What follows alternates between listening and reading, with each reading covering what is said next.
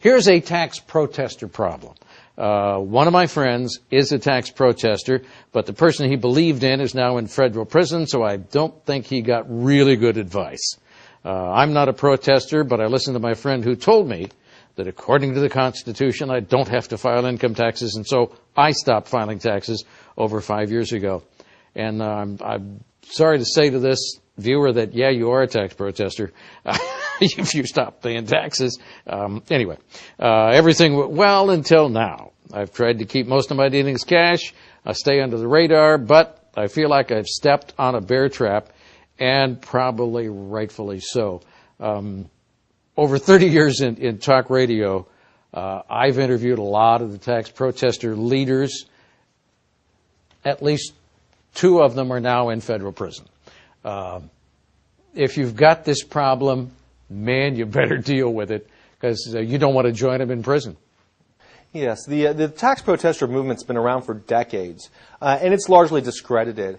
However, in times of economic distress, there's always a group of people out there that are looking for an easier way out that may not be legal. They're just convinced that it is, or they change their belief set to think that it is legal.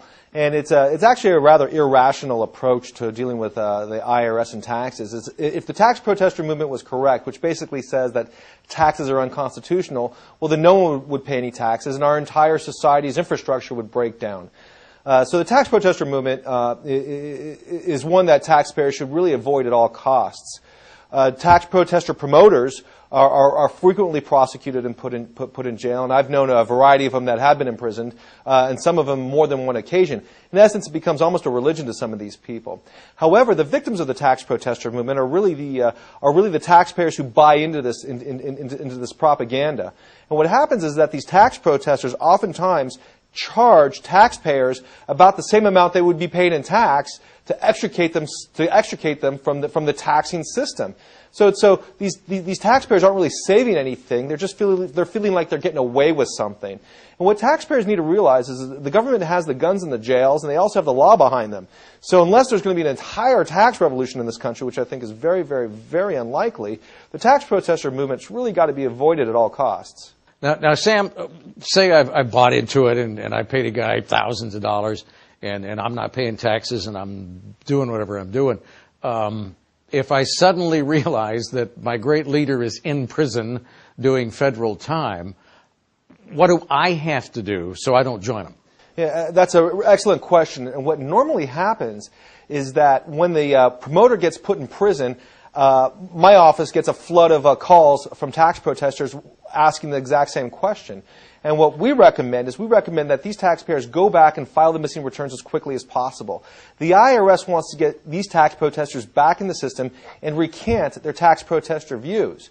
That's really what they're looking for, and they'd like to get paid if possible. So oftentimes these tax protesters don't have resources to pay the taxes that they haven't paid for the previous 3, 5, or 7 years. So Sam, I've been a tax protester. I haven't paid, say, 5 years. Pick a number.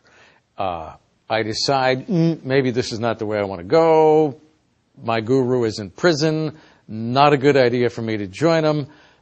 If I go to the IRS, do I just tell them I was a tax protester? I've decided I changed my mind. Am I going to be okay? Are they going to charge me criminally, or what happens? Well, you don't go to the IRS. The way you communicate to the IRS in these types of situations is simply by preparing returns and filing them. Correct legal returns, not fake returns that opt you out of the federal system, which some people try to file. You got to file a legitimate, real tax return under the penalty of perjury. The IRS will process that return and assess a tax against the taxpayer. I had a tax protester one time come in, and it was a construction company owned by a couple, and they ended up owing well over $1 million in tax, and the IRS didn't pursue them criminally. And not only that, but the IRS offered the taxpayers a very affordable installment arrangement.